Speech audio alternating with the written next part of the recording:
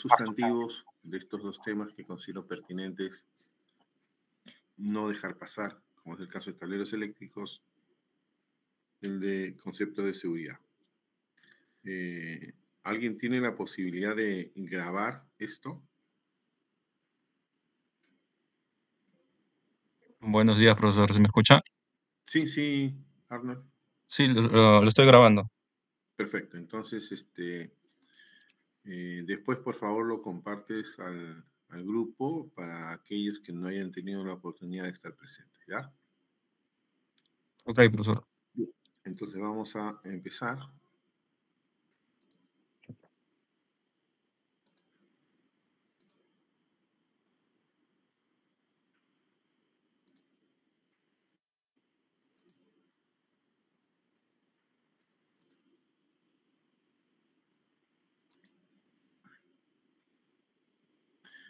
¿Me confirman, por favor, si se aprecian las diapositivas?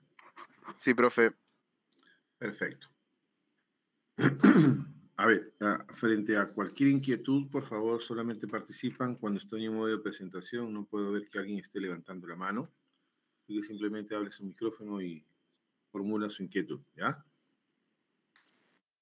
Bien, entonces decíamos que hay aspectos de este tema de tableros eléctricos que es pertinente poner en valor, no dejar pasar. Y sustantivamente, aunque parezca innecesario, pero tener claro qué cosa es un tablero eléctrico es fundamental, ¿no? Entonces, empecemos por lo que la norma internacional, la IEC 4391, conceptualiza como tal. Y si ustedes hacen lectura de lo que está en la diapositiva, pues nuestro sentido común nos lleva a decir pues que efectivamente hay diversos dispositivos en ese equipo eléctrico. Hay dispositivos de maniobra, hay dispositivos que tienen que ver con aspectos de control, de medida, de protección, en algunos casos de regulación. Y lo pertinente es que estos no son entes aislados entre sí, sino que están de alguna manera interconectados para ofrecerle funcionalidad al sistema eléctrico, ¿no? De tal manera, pues, que tanto las partes eléctricas como mecánicas del mismo estén justamente diseñados para cumplir una función en el sistema eléctrico. Y este es sustantivamente distribuir energía y controlar operación, ¿no?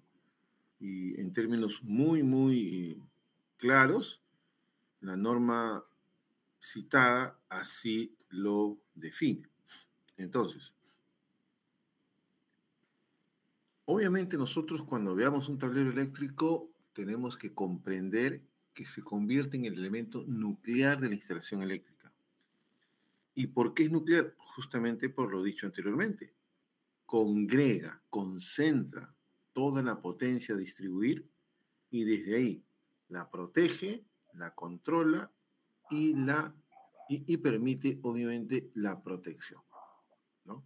Entonces son estas tres funciones sustantivas que en un tablero eléctrico se pueden converger, ¿no? Para efectos de gestionar adecuadamente el sistema eléctrico. Es pertinente también señalar que no todos los tableros son iguales, no solamente por la potencia por la que puedan distribuir, sino por las funciones específicas para las cuales está previsto. Es decir, hay algunos que por su naturaleza están orientados sustantivamente a manejar el tema del control de operación de cargas. Entonces, estos tableros usualmente se le llaman tableros de control. Los famosos CCM, que son centros de control de motores, no son más que un tablero eléctrico asociado a el control de carga motriz, ¿no? Y así, por lo pertinente, los tableros van a tener una denominación particular en razón de la función en el sistema eléctrico que desarrolla. Estos tips sí son importantes considerarlos, no olvidarlos. Más tarde, más temprano, en su ejercicio profesional, ustedes van a tener que desarrollar, diseñar un tablero eléctrico. Entonces, ¿qué criterios hay que tener en cuenta para justamente eso, para su diseño? Entonces, uno de los criterios fundamentales es que quien haga uso de ese equipo, me refiero al tablero eléctrico, lo haga en condiciones de seguridad. Entonces, no estoy hablando de la seguridad que él tenga para acceder al tablero, sino la seguridad que el propio tablero ofrezca en su interacción, ¿no? Este tipo de seguridad pasa por diferentes conceptos o funciones. Yo puedo diseñar un tablero a partir de diversas estrategias de protección, tanto para contactos directos como indirectos, ¿no? Puedo establecer ciertas estrategias de barrera para que, por ejemplo, el que abra la puerta de un tablero no encuentre de manera directa, ¿no?, los puntos tensionados. Yo podría generar estrategias de aislamiento por compartimentos para mejorar los niveles de aislamiento entre elementos. Puedo aislar las barras. O sea, yo puedo generar diversas estrategias de control, perdón, de protección, ¿no? Y eso orientado a quien tenga posibilidad de acceder al tablero.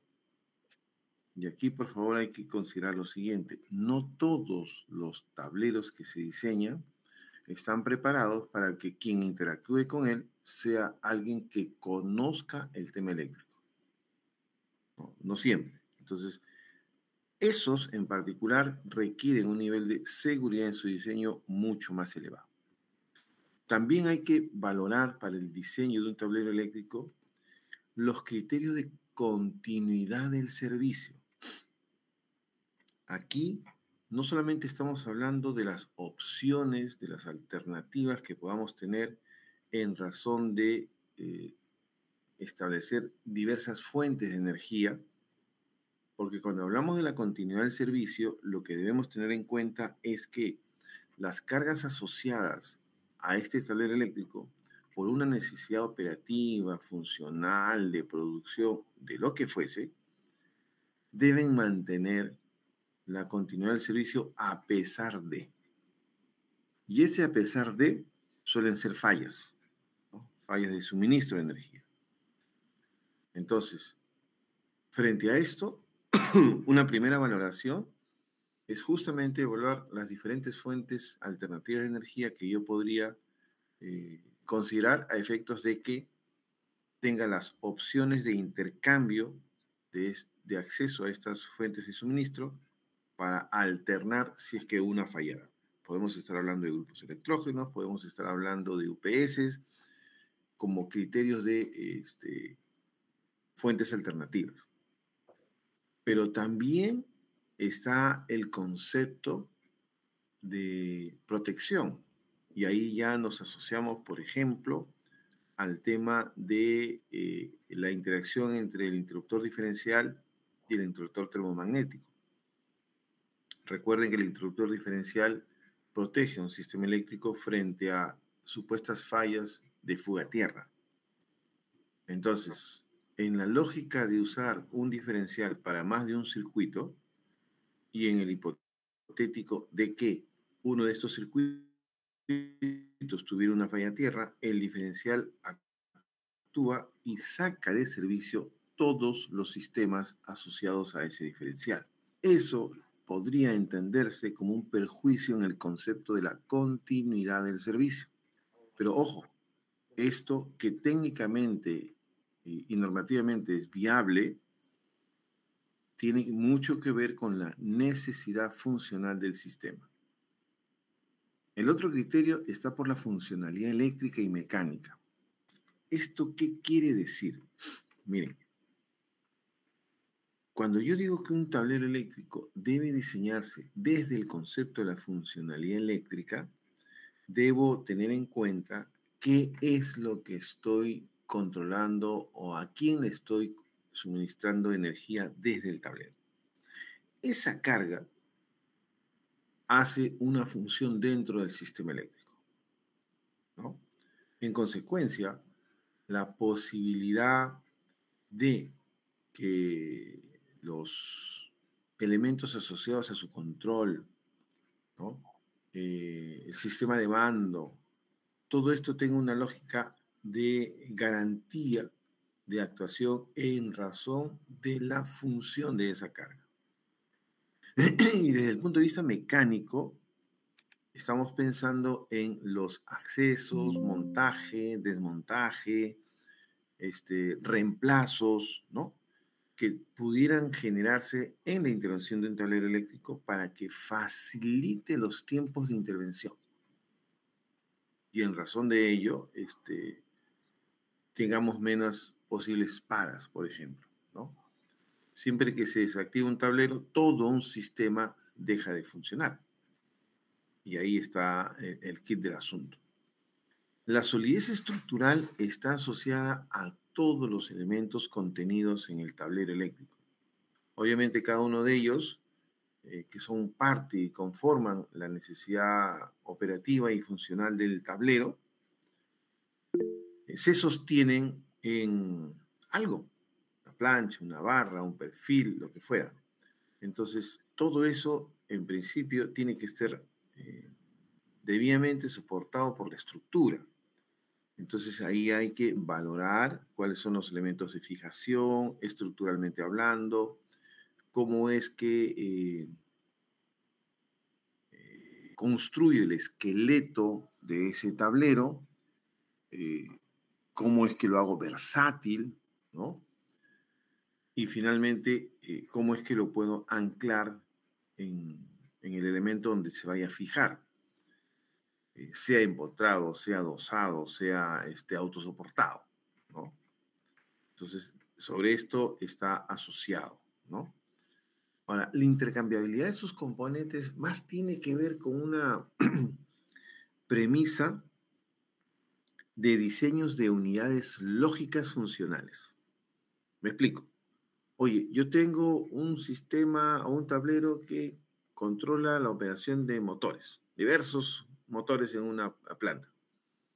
Hay motores que tienen arranque directo, otros que tienen arranque estrella de triángulo, otros que hacen etc, etc, etc, etc. Digamos, formas de arranque, yo las puedo diseñar bajo paneles funcionales, de tal manera que en el hipotético que eh, un arranque estrella de triángulo me falla, yo pueda sacar todo el concepto funcional del arranque estrella de triángulo y lo traiga y reemplace por otro. O sea, todo ese paquete de contactores, relé, todo eso lo saco de un solo golpe y conecto a otro paquete. Ello para darle a la operatividad del tablero el menor tiempo de interrupción posible. Y entonces ahí tengo que pensar, aguanta, pero si hay partes funcionales que tengo que desconectar, destornillar, volver a entornillar, entonces ahí puedo pensar en realmente tipos de conectores, ¿no? Que sean mucho más funcionales para que simplemente desconecto el conector y ¡puf! Todo saco. Vuelvo a colocar el otro elemento similar, gemelo, vuelvo a conectar el conector y todo sigue funcionando como si nada hubiera sucedido. Entonces, facilito el reemplazo, facilito el mantenimiento, disminuyo los tiempos de intervención de ser necesarios en un tablero eléctrico. En cuanto al grado de protección mecánica, hay que pensar en dónde es que este va a estar instalado y todo lo que a partir de ello pudiera generar un deterioro en la estructura del tablero, ¿no? Entonces lo condiciono a ese tipo de situación. La capacidad y el aumento futuro de cargas tiene que ver con el espacio que yo reservo para ampliación de futuras cargas. En nuestro marco normativo, en el código, se plantea una serie de criterios para establecer el espacio mínimo. Y estamos hablando de reserva. El código suele decirnos mínimo 2. mínimo dos. Eso no significa que yo solamente deje el espacio para dos. Puedo dejar para más. Todo va a depender de cuánto sé de la previsión de incremento de carga en ese tablero, o sea, cuánta información me haya dado digamos, el usuario, el interesado, para yo dejar esa previsión, ¿no? Y no solamente es un tema de previsión de espacio, es un tema de previsión de conductores asociados a la alimentación del tablero, porque si la carga se incrementa, el conductor alimentador o subalimentador, según fuese el caso, tiene que estar previsto para esa totalidad de carga futura, porque si no te estaría haciendo una condición de sobrecarga en el conductor pertinente, y eso no me resuelve el problema, me lo agrava. Y finalmente, ya por un tema de ubicación y de funcionalidad de su intervención, hay que tener muy en cuenta las posibilidades de mantenimiento que se formulen al tablero. Eso me lleva a pensar que desde el diseño estructural yo tendría que suponer si es que quiero hacer un tablero que sea desmontable totalmente.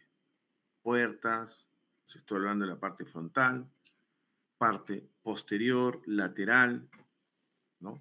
Porque eso me permitiría básicamente quedarme con la estructura, con el esqueleto del tablero y poder así de repente hacer mejores estrategias de intervención, ¿no? Cuando el tablero está en fabricación en el taller, es sencillo, no hay nada que lo rodee, solo tengo la estructura y voy fijando todo. Y puedo intervenir al tablero por cualquier lado, ¿no?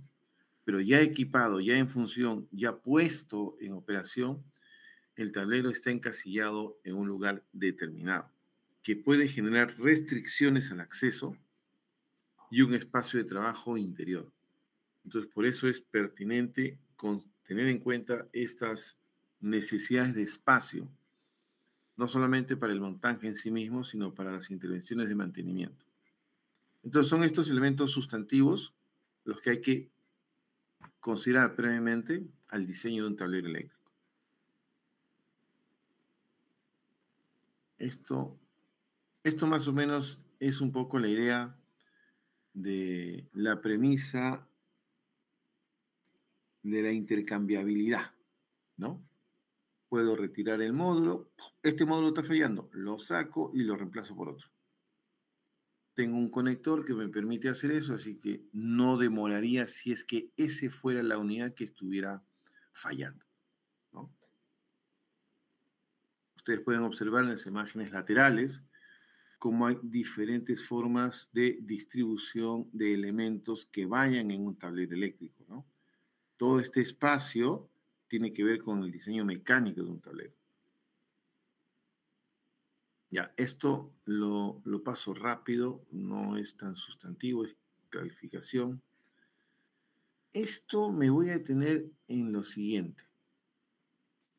Eh, Todo tablero eléctrico, dependiendo de la naturaleza de la cual fuese, tiene elementos sustantivos. Obviamente, dependiendo del tipo de tablero, esa característica de elemento tiene pues otra forma, ¿no? Otra estructura. Esta estructura que se está mirando en estos momentos en la diapositiva está asociada a un tablero que es de tipo empotrado, ¿no? Entonces, donde tenemos acá el gabinete, que es donde se aloja todos los elementos del tablero y que en este caso en particular es el que se coloca dentro de una estructura, por eso la condición de empotrado, ¿no? El material de este suele ser metálico, suele ser, aunque ahora ya hay, eh, digamos, de PVC, ¿no? Pero, y este tablero obviamente se dimensiona en razón de todo lo que va a ir dentro del tablero, que no es solamente el panel, que esta es la parte estructuralmente relevante del aspecto eléctrico. Aquí están las barras de distribución, van a ir los interruptores termomagnéticos, va a estar alojados los diferenciales, las borneras de ser el caso, la barra de tierra equipotencial, es decir, todo elemento sustantivo desde la premisa de la distribución de carga. Y este panel obviamente se fija en este gabinete, ¿no? Por lo tanto, todo este peso debe ser soportado por esta estructura. Y si yo simplemente abrir la puerta y me doy de frente con esto, estoy expuesto a una situación de riesgo de contacto directo, porque todo este elemento está tensionado. Frente a eso, entonces, los tableros colocan usualmente un mecanismo de barrera. Ese mecanismo de barrera, que es este de acá, adopta el nombre de mandil.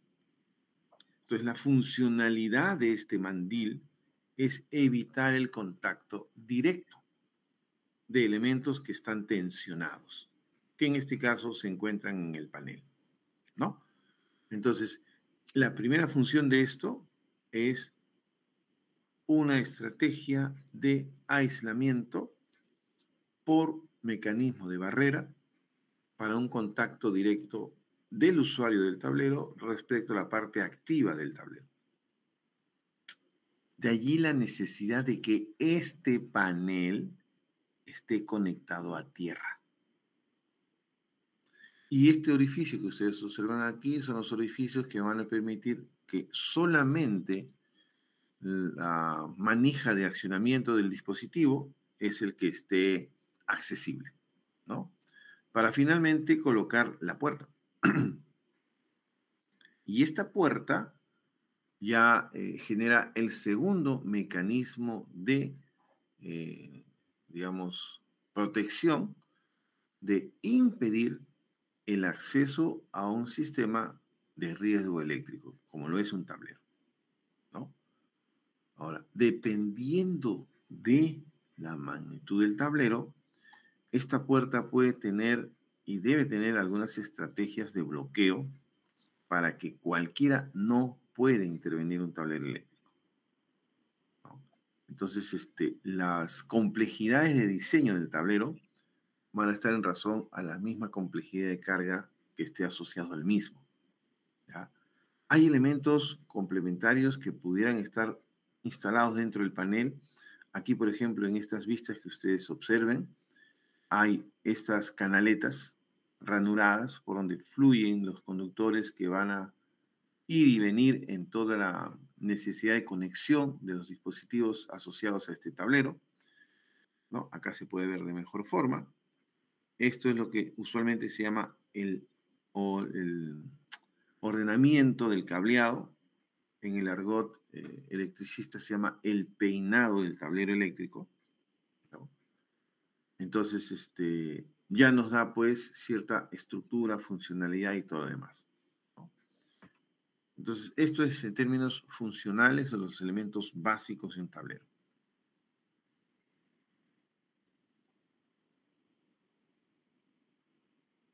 Por ejemplo, en esta vista, nosotros podemos ver un tablero autosoportado de 3 puertas, todas abren en la misma dirección, por ejemplo, ¿no? Con sus dispositivos de control de motores con sistemas de arranques estáticos, ¿no? Y entonces, por ejemplo, en una intención de mantenimiento de este tablero, el espacio que tiene el operador para intervenir este sector es este de acá.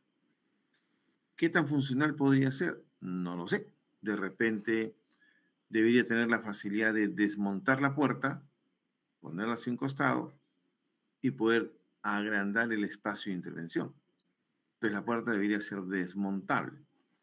Y si la puerta es desmontable, ¿cómo hago para que los elementos que están en la puerta, que tienen conexión obviamente con la parte interior del tablero, eh, no me impidan desmontar la puerta? Entonces requiero de un conector, ¿no?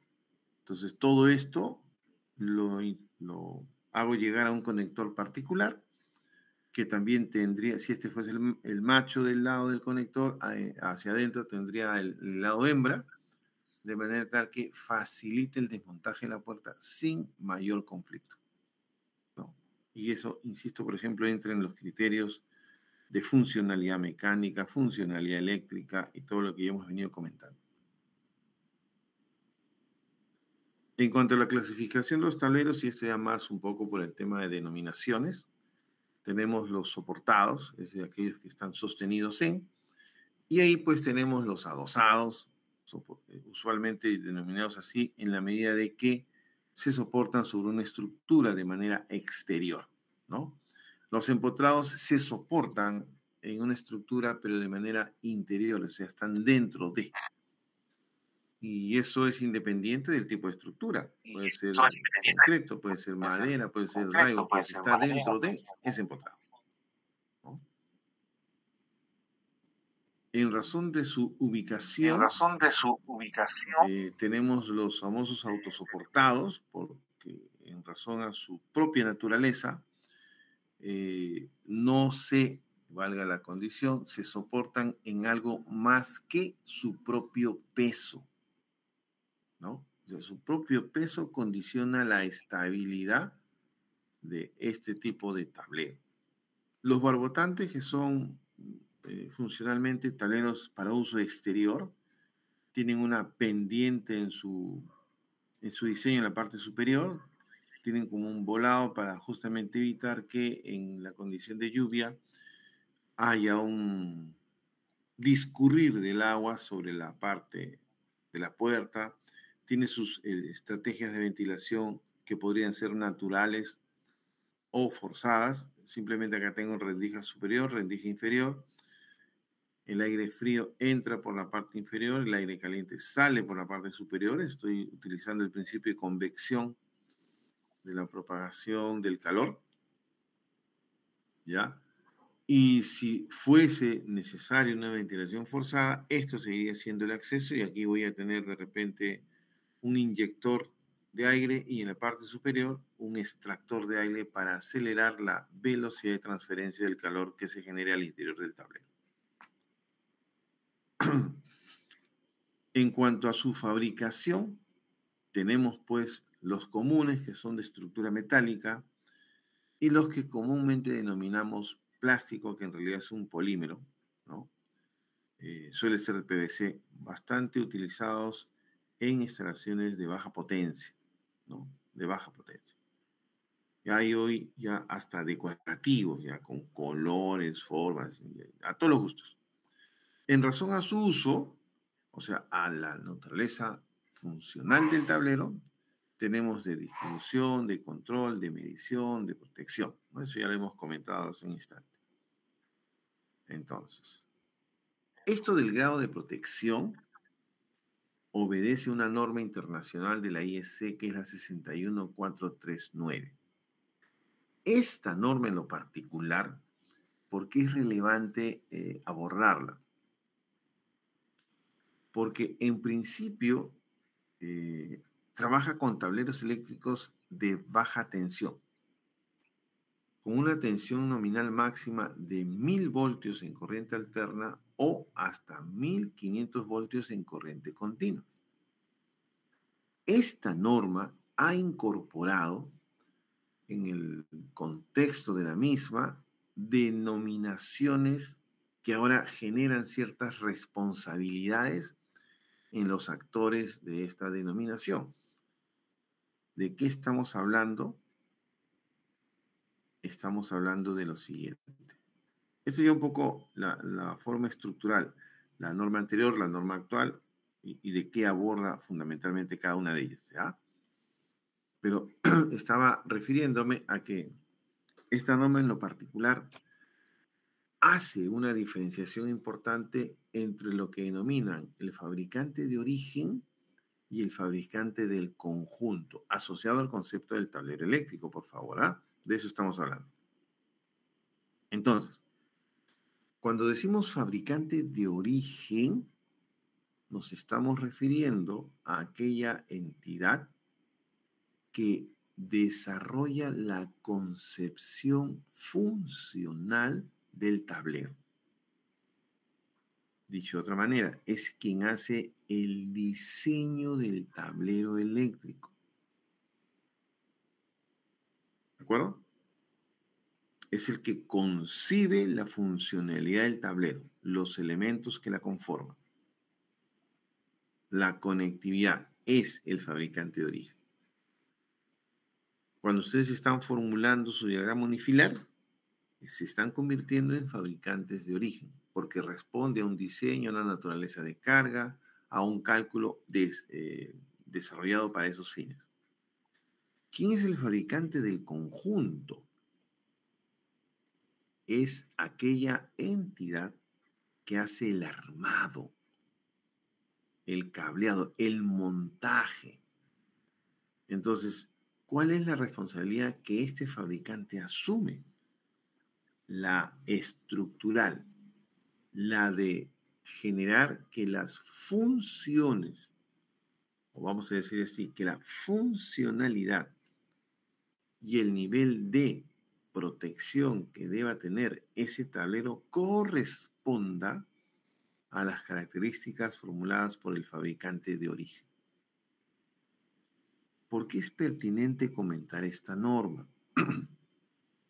Porque hoy por hoy, en algunas instituciones que generan procesos de, digamos, licitaciones, dentro de los aspectos técnicos que se formulan en la licitación, a veces señalan, se fabricarán tableros eléctricos de pam, pim, pum, pum, pum, tomando en consideración cumplimiento de la norma ISE 61439. Alto. ¿Qué me están diciendo? Me están diciendo que yo tengo que asumir, dependiendo de la condición y naturaleza de contratación, o el rol de fabricante de origen o el rol de fabricante del conjunto.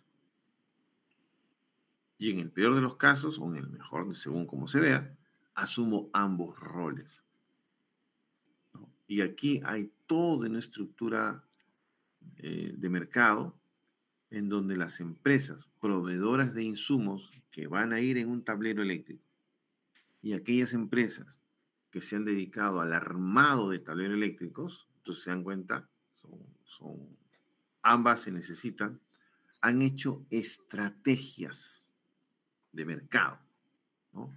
Entonces hay los famosos partners. Entonces, para yo validar un tablero y que esté cumpliendo esta norma, necesito que me suscriba alguien que esté debidamente certificado para ello. Y ya amarré dónde puedo hacer la fabricación del tablero. ¿Quién puede asumir el rol de fabricante de origen? Estoy cerrando mercado, ¿no? A partir de esto, cada una de las responsabilidades son asumidas en razón de la función a la que hago referencia. Sí, ¿alguna consulta?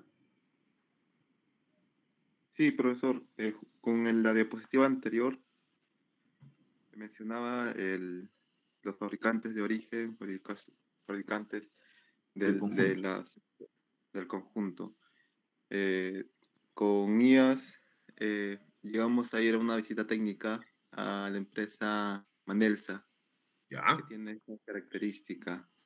Ellos son fabricantes de tableros de la marca Siemens. Por ejemplo, ahí Siemens, ¿cómo está funcionando el negocio?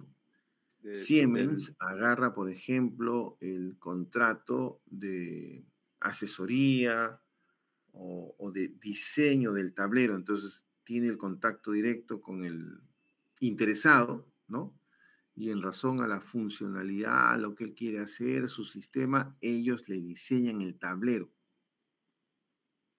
Y todos sus elementos, todos sus productos, obviamente Siemens, que van a estar incorporados en ese tablero, lo coordinan con Manelsa Promelsa, me dijiste. ¿A dónde fueron Manelsa, ustedes? A Manelsa, ya. sí, Manelsa es fabricante, es constructor, el estructural. Entonces, Manelsa es su partner, ¿no? Entonces, uno hace las veces de fabricante de origen, el otro hace las veces de fabricante del conjunto. Así funciona. claro. En ese caso vi que trabajaban con la línea Sivacom, que Ya, también ese se... es el elemento del producto. Sí, me llamó la atención porque yo pensé que los tableros venían de otro país y realidad no. Según en esta visita, el fabricante mandaba sus planos y ellos le fabricaban desde cero. Cortaban Claro. las plantas, las Sí, sí, sí, doblaban, sí. hacían el proceso Sí. de soldadura y también ensamblaban con los equipos de Siemens. Y todos los equipos, borneras, interruptores electromagnéticos, PLCs y todo lo que involucre eran de esa marca. Claro, aquí viene como quien dice, pues, la alianza estratégica, ¿no? Mira, compadre, yo por tema de negocios no tengo capacidad de producción. No quiero meterme en ese rubro, en el peor de los escenarios. No, no quiero meterme en ese rubro. Mi potencial, digamos, de mercado es el diseño. Entonces, ahí soy potente. Pero el usuario me dice, pero ¿y yo qué hago que me diseñe? Yo necesito el tablero, fabrícalo. Entonces, necesito un aliado. Entonces busco a quien fabrica. Oye, mira, pero tú tienes que someterte a estas reglas. Pam, pim, pum, pum, pum. O sea, entonces estoy buscando a quién, a mi fabricante del conjunto. Entonces hemos construido una alianza estratégica en donde todos ganamos, ¿no? Yo hago lo que me compete en razón de mi especialización como empresa y tú haces lo propio bajo la misma razón. Ambos ganamos. Y obviamente como parte del merchandising que se hace al respecto, meto pues mis productos, ¿no? Instala mis productos en el tablero. Porque cuando alguien en el sistema anterior, fuera de esta norma, yo compraba por fuera los elementos. Yo mismo mandaba doblar, cortar, armar. O sea, yo hacía todo. No había quien me validara. Entonces estábamos muertos. Y no podía vender mi tablero porque no tenía quien me lo validara. Entonces, estas pequeñas empresas que se dedicaban a hacer tableros eléctricos y que compraban según su condición de mercado los elementos que iban a estar dentro del tablero, empezaron a ver pues disminuidas sus oportunidades de mercado. Entonces también se lanzaron a la estrategia de generar estas alianzas y ahora ya están encaminadas a este proceso, ¿no? Pero, insisto, se convierte en un hecho vinculante cuando la naturaleza del servicio de contratación invoca esta norma. Si no la invoca, yo no estoy obligado a identificar quién es el fabricante de origen y quién es el fabricante del conjunto. ¿Se entiende, verdad? Sí, profe. Okay. Entonces, en este contexto, la norma traslada, identifica ciertas responsabilidades a cada uno de estos actores, ¿no? Recuerden que el fabricante de origen es el que conceptualiza el diseño del tablero. Entonces, en esa misma línea de intención, él tiene que probar pues, varios prototipos, conjuntos que sean funcionalmente correctos, ¿no? Él tiene que hacer las pruebas de conformidad, porque si yo he concebido cómo debe funcionar y le traslado a otro el tema de la construcción, al final, ¿cómo sé que ese otro hizo la instalación de tal manera que responda a la funcionalidad del diseño? No, yo tengo que hacer las pruebas. Yo estoy obligado a hacer pruebas de conformidad, ¿no? Y que en el mismo contexto cumplan requisitos que he diseñado como obligatorios de la norma, ¿no? Entonces, eso implica hacer una serie de pruebas, ensayos, justamente para poder validar todos los alcances del diseño. Como son diseños, yo pues voy generando como quien dice, mi base de datos, ¿no? O sea, mis condiciones de resultado frente a un requerimiento específico que se convierten básicamente en mis lecciones aprendidas. O sea, si tengo otro cliente que viene y me pide algo similar, acá está. O sea, yo acorto condiciones de respuesta, ¿no? Es importante esto, por eso es que hay que recopilar una serie de información que en ese sentido me sirve a mí como diseñador y le va a servir al fabricante, perdón, al cliente, en la medida de que va a tener a su lado o a su alcance una serie de catálogos o estrategias de cálculo o software asociados para que pueda de alguna manera mantener el concepto del conjunto diseñado, ¿no? El fabricante del conjunto, es decir, a lo que comúnmente llamamos tableristas, por la naturaleza de la acción entra más a un tema de detalle, ¿no? Entonces, como él fabrica el tablero, él debe garantizar los grados de protección que estén previstos en el diseño, ¿ya? El famoso IP. Él tiene que definir las distancias de aislamiento. Esto, ¿saben cómo ocurre muchas veces en el proceso? El fabricante del conjunto, una vez que recibe la información técnica del tablero, lo primero que hace es lo que se llama el diseño mecánico, porque el diseño eléctrico ya está. ¿Y qué implica el diseño mecánico? La distribución física de todos los elementos contenidos en el tablero.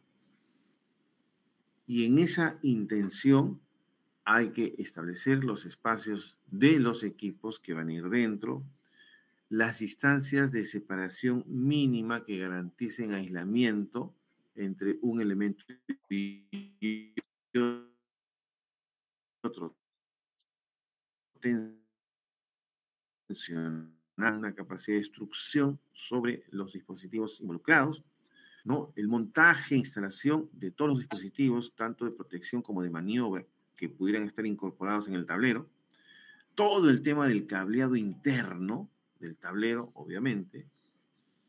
El cableado en sí mismo, la identificación de los circuitos, el manejo de los terminales para conductores que estén dentro y también salgan del tablero, el funcionamiento mecánico, las propiedades dieléctricas que debe tener esta estructura, la tensión soportada de impulsos, o sea, se dan cuenta, él básicamente es responsable de implementar en la parte constructiva del tablero todo lo que se ha concebido en el diseño. Entonces, regresa luego al fabricante de origen y después de haber sido el responsable del diseño, tiene que hacer las pruebas de funcionalidad de que el tablero construido corresponde a la concepción del diseño. Entonces, así se va manejando esta relación biunívoca, ¿no? Ahora,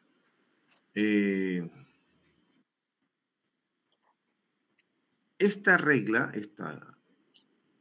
IP, esta norma IEC, establece una serie de criterios de verificación que va a desarrollar el fabricante de origen sobre el conjunto, es decir, sobre el tablero construido, ¿no?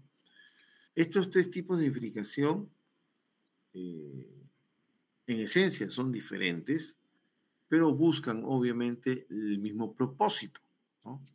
Que es validar normativamente el tablero. Esos tres tipos de verificación pasan por la verificación mediante ensayos de laboratorio o verificación mediante comparación con un diseño ya de referencia tenido, que ya ha sido ensayado, ¿no? Es como quien dice un modelo patrón, ¿no? Y la verificación mediante evaluación, es decir, generando cálculos, reglas de diseño, ¿no? Para validar que, sí, cumplen las distancias, está perfecto, ya está. Entonces, son tres estrategias. Insisto, todas ellas diferentes entre sí, pero que están abocadas a la validación del conjunto, del tablero construido, en méritos a las condiciones diseñadas en su origen, ¿ya? A partir de ello, entonces, hay una serie de ensayos que pueden realizarse dependiendo de la naturaleza del diseño, obviamente, ¿no? ensayos de resistencia a materiales, de verificación del grado de protección, distancias de aislamiento, líneas de fuga, montaje de aparatos, eficacia, integración, en fin. Hay una diversidad de ensayos y cada una de ellas orientadas a validar normativamente la funcionalidad y la seguridad del tablero, digamos, construido, ¿no? Ahora, ¿cómo aporto seguridad desde el punto de vista de los riesgos eléctricos en un tablero? Tenemos que para el caso de la protección contra el contacto directo, tradúzcase el riesgo que existe de que cualquiera que interactúe con el tablero pueda acceder a una parte tensionada, como lo acotamos líneas atrás, ¿no? Una de las medidas más básicas es el aislamiento de las partes que están con tensión. Cuando digo aislamiento de las partes con tensión, necesito obviamente utilizar alguna estrategia técnica para generar esta condición, ¿no? Entonces, debo tener algún dispositivo que por su naturaleza tiene capacidades aislantes y que van a impedir el contacto específico con un elemento tensionado. Puedo poner barreras o envolventes, es decir, como que encapsular en espacios determinados que son aislados para que los dispositivos estén fuera del alcance de quien pudiera intervenir. Y la otra estrategia es la generación de obstáculos, lo que comentamos en la función del mandil, ¿recuerdan? Entonces, desde el punto de vista de esta concepción de unidades funcionales que estén aisladas unas de otras, percíbase la imagen al costado, ¿no? Nosotros podemos percibir en un tablero una serie de elementos. Cada uno de estos elementos, equipos, disposiciones, se conceptualizan como unidades funcionales. O sea, cumple una función específica en la concepción del tablero eléctrico. También tenemos lo que podemos conceptuar como barras de distribución a las cuales las diferentes unidades funcionales tienen que enlazarse, ¿no? A efectos de tomar energía y como una salida de la unidad funcional, esta tiene que ir hacia la carga, ¿no es cierto? Hacia la carga que está controlando, protegiendo, lo que fuese. Entonces, este concepto estructural en cualquier tablero eléctrico me permite plantearme las diferentes opciones de generar separación y en consecuencia incorporar niveles de aislamiento. Esto se concibe de esta manera. Estas imágenes parecieran la misma, pero no lo son. Si ustedes se van a ir dando cuenta, esto es como jugar a encontrar las diferencias, ¿no es cierto? Parecen iguales, pero no lo son. Por ejemplo, en esta forma 2B, podemos encontrar los mismos elementos que hemos dicho, las unidades funcionales, las barras, ¿no es cierto? Pero en esta manera de aislamiento, lo único que está aislado son las barras. Las barras es el único elemento que está aislado. Y obviamente tengo que conectar las diferentes unidades funcionales a la barra para que tomen energía. Y de la salida de cada uno de estos elementos funcionales va a ir hacia un lugar de la carga, ¿no es cierto? Entonces aquí lo único aislado es la barra. Si notan la diferencia entre esta forma 2B y la forma 3B, pasa por esta línea, no sé si se dan cuenta, que no aparece acá. Este es un mecanismo de barrera, nótese. Acá hay una sola puerta, pero acá hay 3 puertas diferentes. ¿Se capta? Lo que significa que mecánicamente he aislado las diferentes unidades funcionales. al separar las diferentes unidades funcionales, estoy reduciendo el riesgo de contacto. Entonces, acá tengo aislada la barra, primera condición de protección. Segunda condición de protección, el aislamiento de las unidades funcionales entre sí. Entonces ya tengo un segundo nivel de protección, ¿no?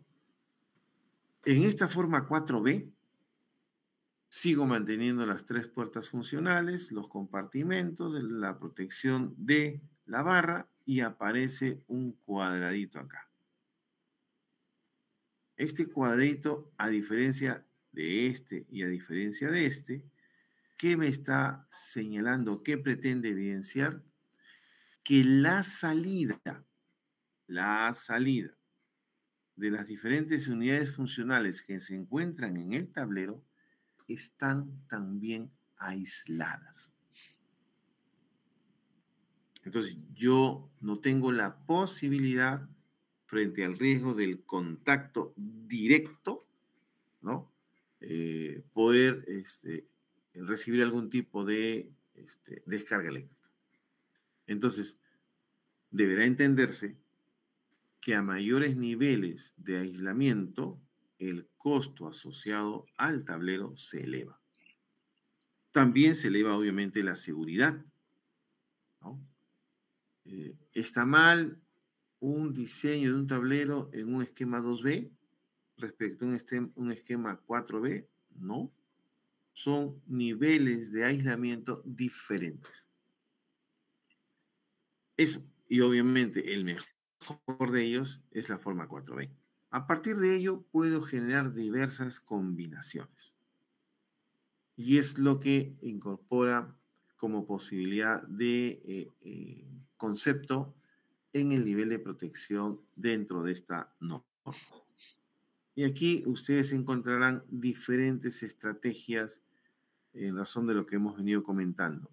Sí, aíslo la barra, sí, aíslo la unidad funcional, sí, aíslo entre cada unidad funcional, sí, aíslo las salidas de las unidades funcionales. Entonces, diversidad de estrategias y de alternativas. Cada una de ellas en mejor nivel y condición de protección y, obviamente, mayor costo, ¿no? En razón a esta misma norma, se utiliza una codificación para generar un conocimiento del nivel de protección de un tablero eléctrico. Usualmente el índice de protección tiene la terminología IP, ¿no? Índice de protección y 2 dígitos asociados.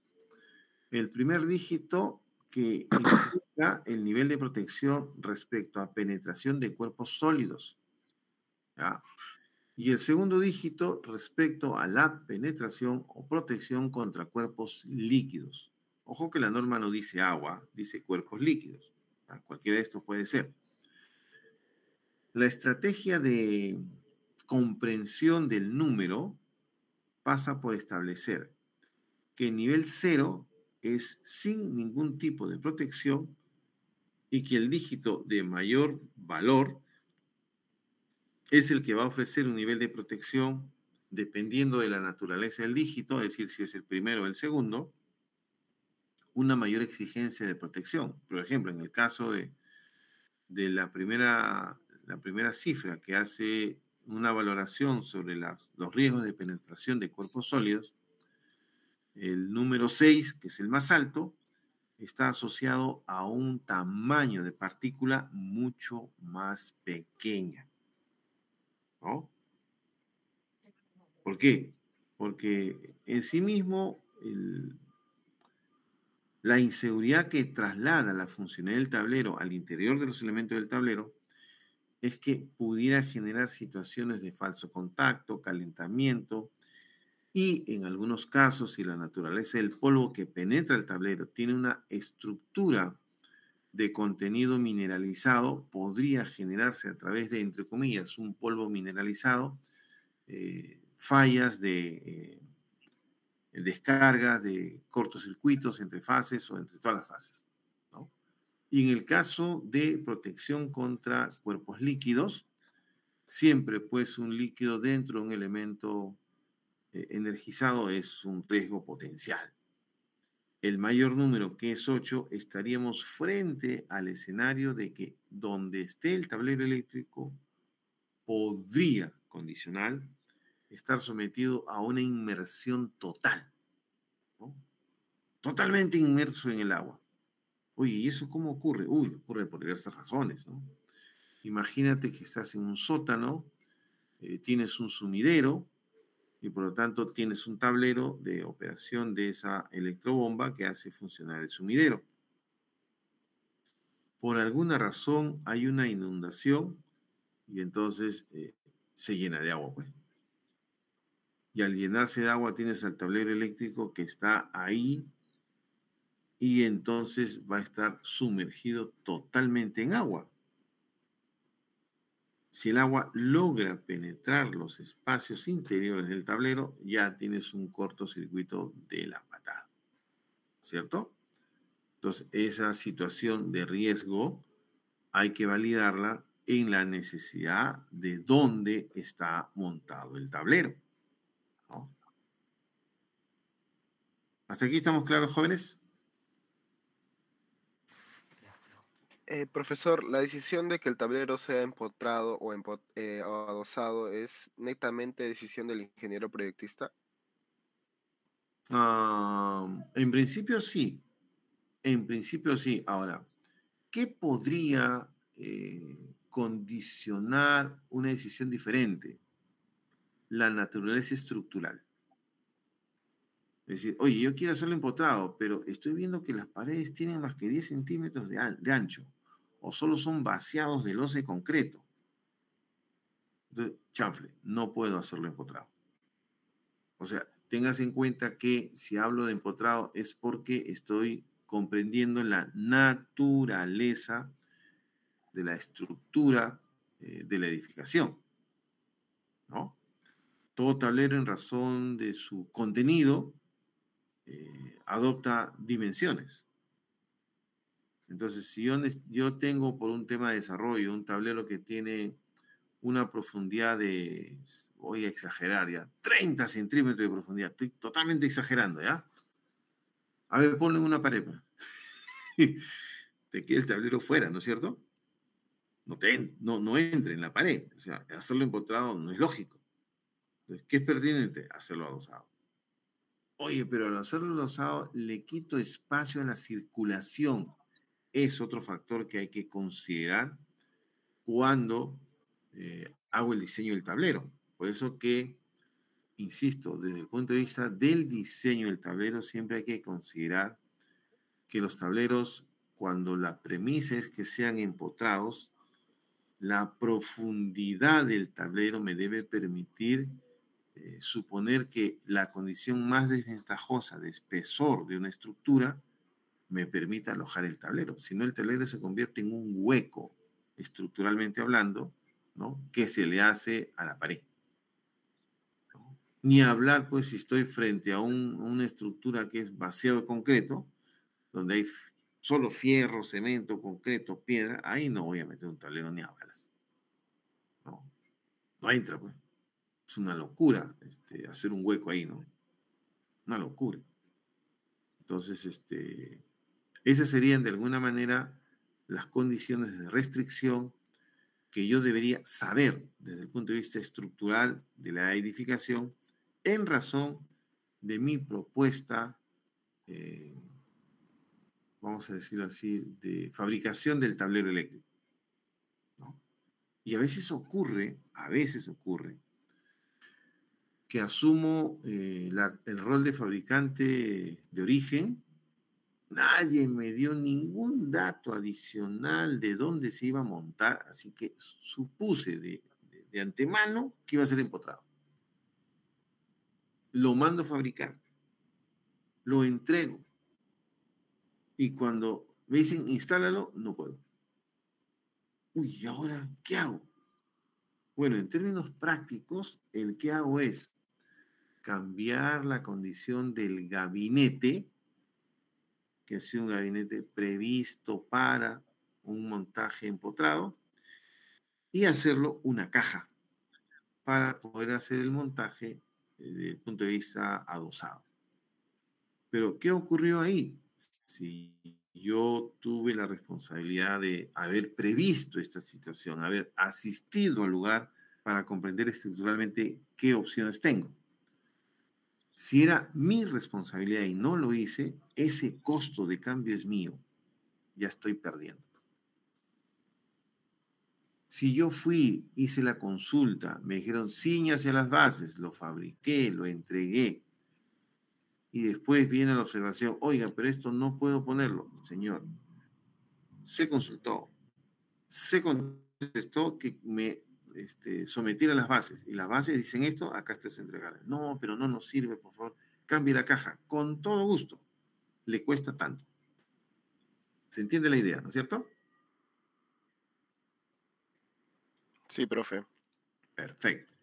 Entonces, en la línea de intención de protección contra contacto directo, ya hemos dicho, es características constructivas propias del tablero, lo hemos comentado hace un instante, y aquellas disposiciones que por alguna razón el fabricante pudiera formular a efectos de garantizar esta protección. Miren, hay algunos tipos de tableros que se colocan en las subestaciones.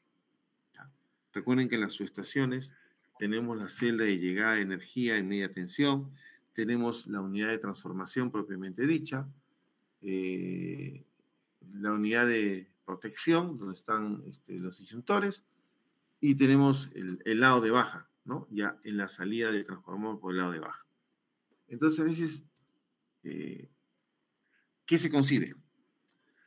Yo quiero, por ejemplo, abrir la puerta para acceder al transformador. Tengo la llave, coloco la llave, le doy acceso y la puerta no se abre. Uy, ya se malogró la chapa. No, no se ha malogrado nada. Lo que pasa es que yo he diseñado el acceso a la celda de transformación solo cuando el disyuntor esté en condición de desconectado. Entonces, he hecho un diseño del acceso a la celda de transformación asociado a la posición del disyuntor. Entonces, cuando yo recién actúo el disyuntor y lo saco fuera de servicio, se libera mecánicamente el acceso a la celda de transformación. Y eso es un concepto de diseño desde el fabricante. ¿Se capta? ¿Sí? Porque se han dado casos, y estos son lecciones aprendidas, por cierto. Se han dado casos en que alguien, sobre pretexto de su conocimiento en el tema de la ingeniería eléctrica y todo el rollo, estas plantas no tenían esas estrategias de seguridad, se abrió la celda, quiso limpiar algo en el transformador y ahí quedó el pato, porque todo estaba tensionado, ¿no?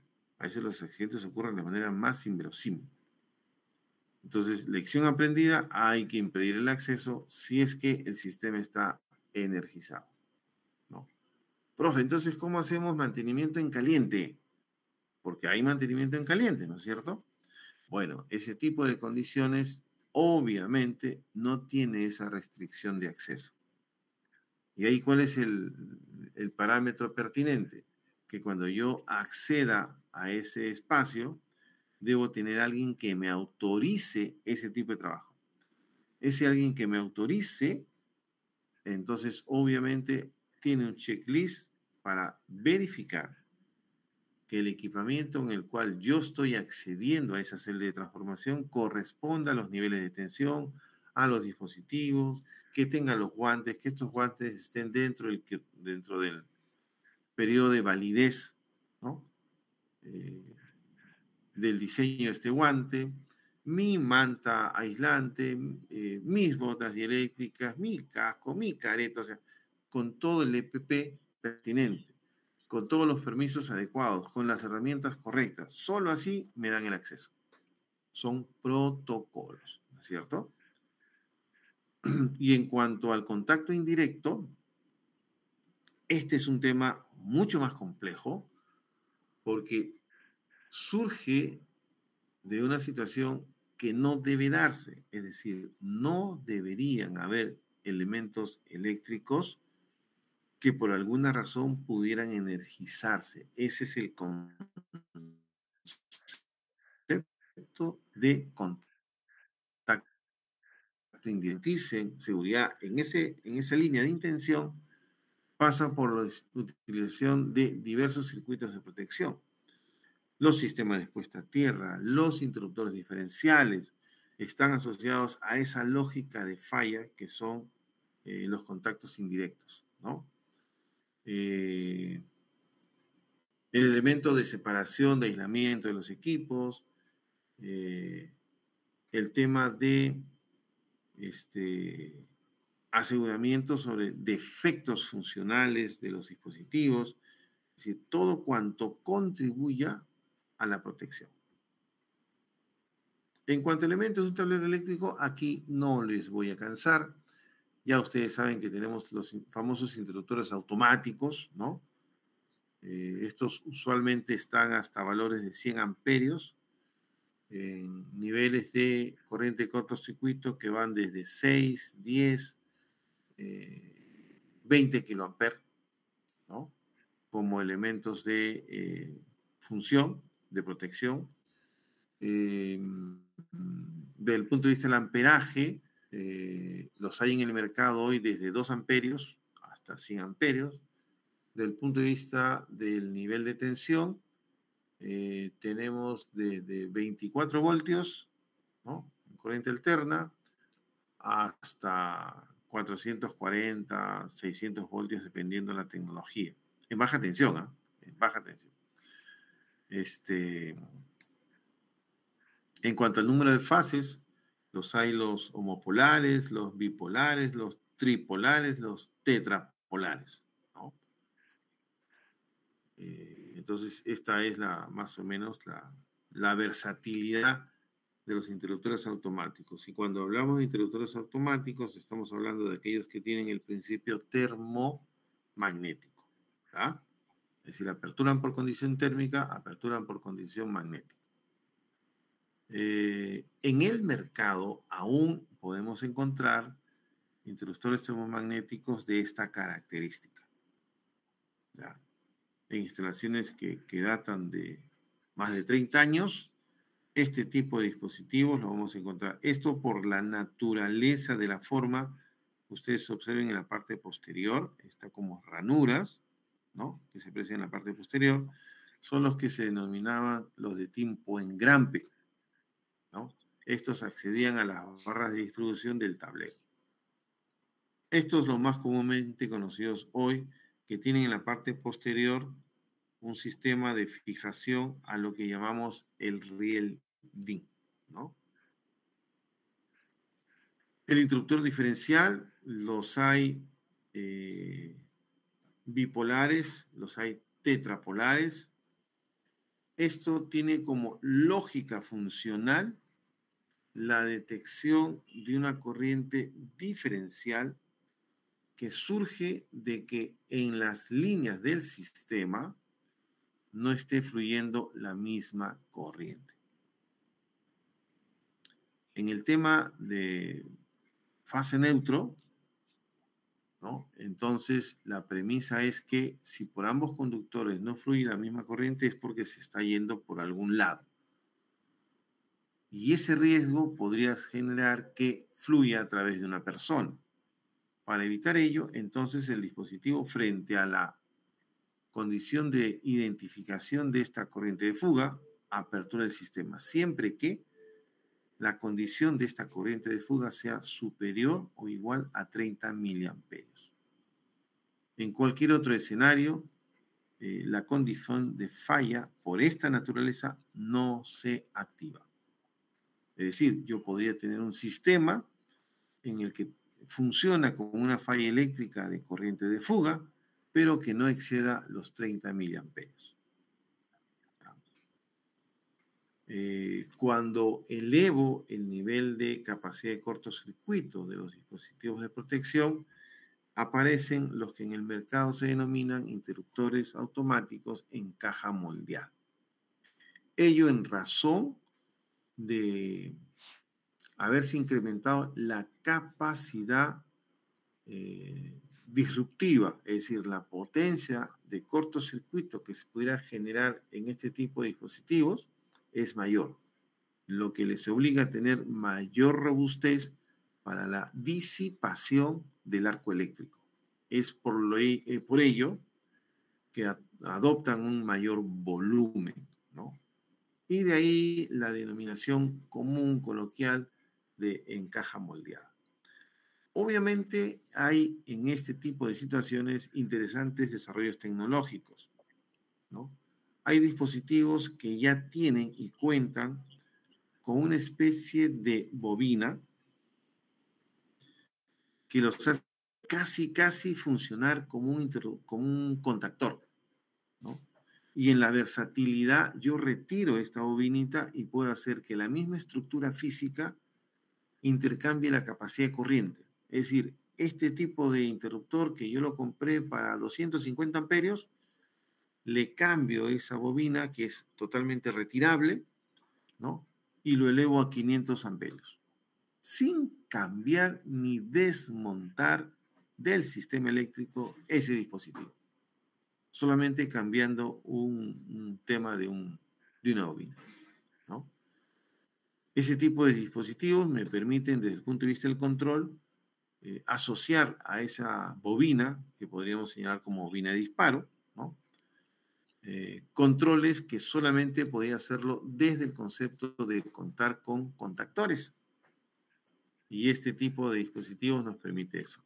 Si ustedes observan, por ejemplo, estos de acá, este tipo de interruptores en caja moldeada tienen como esta palanca, no sé si se dan cuenta, ¿no?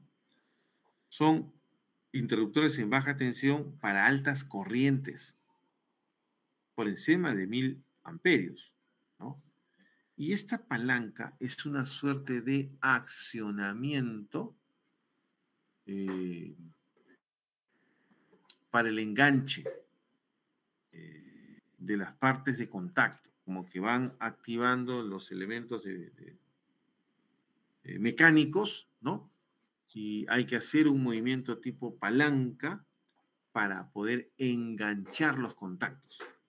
¿Ya? El disparo es mucho más fácil, ¿no? Mucho más fácil. Entonces, hay esta diversidad de interruptores en caja moldeada.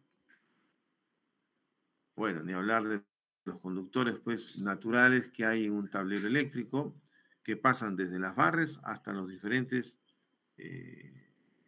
cables, ¿no? Que se utilizan para la conectividad, tanto en los sistemas de fuerza como para los de control. Asociados a estos conductores hay que, por favor, considerar el aspecto de los conectores.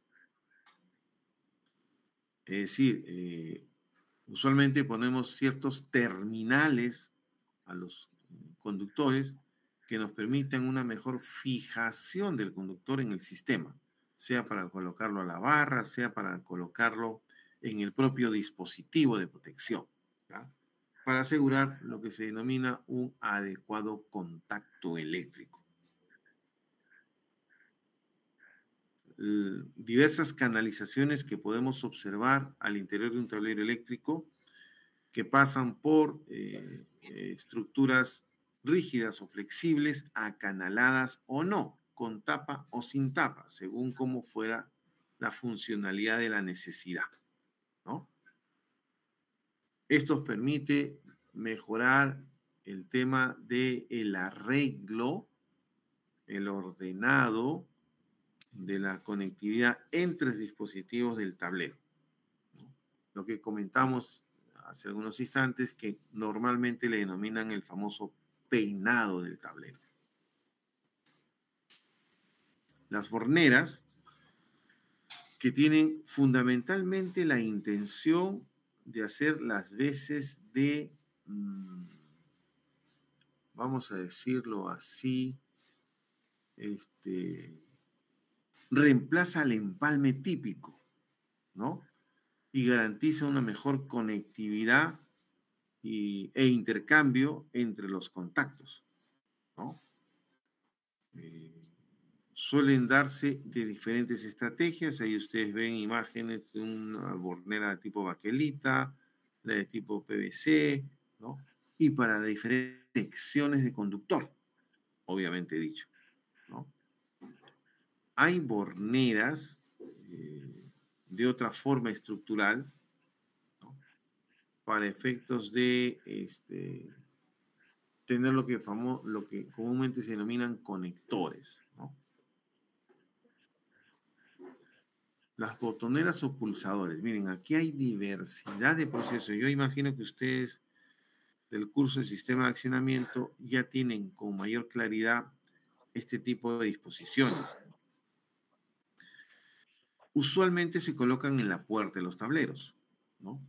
De allí que podamos encontrar aquellas que le denominan rasantes, es decir, no salen al exterior del tablero, sino que están, como quien dice, como empotradas en el tablero, ¿no? Esas son las rasantes. Hay las exteriores, ¿no? Hay las de doble función, es decir, a un contacto genera una condición, al siguiente contacto retorno a la condición inicial, ¿no? Hay las de enganche, es decir, presiono y se queda en esa funcionalidad hasta que no vuelva a hacer otra presión sobre el dispositivo. En consecuencia, no es más que un dispositivo que me otorga o un contacto auxiliar o dos contactos auxiliares. Dependiendo de la naturaleza funcional, podría ser que ese contacto auxiliar sea abierto o sea cerrado. Y, reitero, en algunos casos, esos dispositivos me ofrecen ambas situaciones. Entonces, dentro de la lógica funcional, puede utilizarse como un dispositivo de marcha o de parada, ¿no? La identificación de esto estará en función al color, ¿no? Verde o rojo, verde para marcha, rojo para parada. También hay elementos que suelen llamarse de enganche, por ejemplo, las botoneras de emergencia, ¿no? Son tipos de estrategias de botones de actuación donde queda el dispositivo enganchado para garantizar la protección y la intervención del el personal competente para hacer el análisis de condición de falla. Los fusibles, aquí podemos encontrar diversidad de modelos, desde aquellos que se usan en control, aquellos que se usan en sistemas de fuerza, ¿no?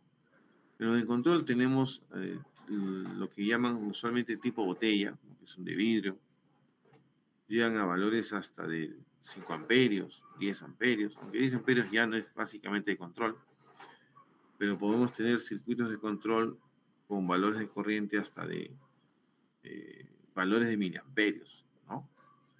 En cuanto a fusibles para intención de circuitos de carga, también, obviamente, en diversidad de, digamos, amperajes y de voltaje, por cierto.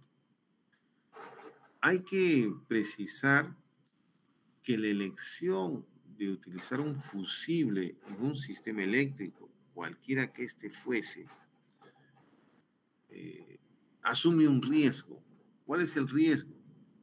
El riesgo es que el fusible interrumpa una fase de un sistema trifásico.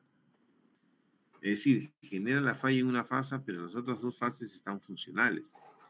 Y eso es un riesgo. La naturaleza de activación y de operación de un fusible se nutre de comprender el efecto Joule que se produce por una disipación de energía alta que genere la fusión del elemento conductor en el fusible. Al generarse la fusión, se pierde el contacto, digamos, físico y por lo tanto se apertura la fase que haya fallado. No necesariamente se activan las tres fases simultáneamente. ¿Ya? Y eso puede generar un error de manipulación y de acceso de un sistema porque presumo que las tres fases igualmente hubieran fallado. En condiciones de fusibles para situaciones de potencia un poco más elevados, tienen en la margen inferior izquierda este tipo de fusible, comúnmente denominado modelo NH, ¿ya? Que son para fusibles de trabajos de fuerza, ¿ya? De trabajos de fuerza. Este es el famoso fusible NZ, este es el portafusible, estos son los fusibles, esto de tipo ampolla, ¿no? Los hay de vidrio, los hay de baquelita. Bueno, hablar de los contactores sería ocioso, ustedes ya lo han visto con mejor detalle en la asignatura previa, ¿no? Igualmente los relés.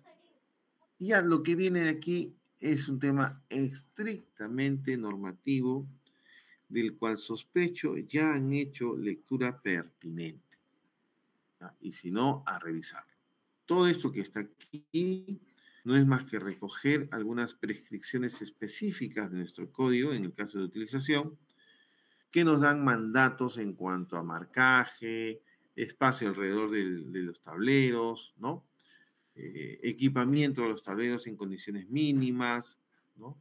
Capacidades de los dispositivos de protección en condiciones mínimas, ¿no? La constitución de los tableros, el manejo de los interruptores diferenciales, todo ese tipo de detalles están en esta norma, ¿no? Y se han recogido de manera aislada para su valoración, ¿no? Entonces no es más que hay que revisar, en este caso, por ejemplo, asociado a sensores, escaleras eléctricas, ¿no? Entonces es pertinente tener en cuenta todo esto para cuando corresponda hacer un diseño en los diferentes escenarios de uso de la energía eléctrica, ¿ya? Entonces, hasta aquí yo me quedo en el tema de tableros eléctricos. ¿Consultas sobre tableros?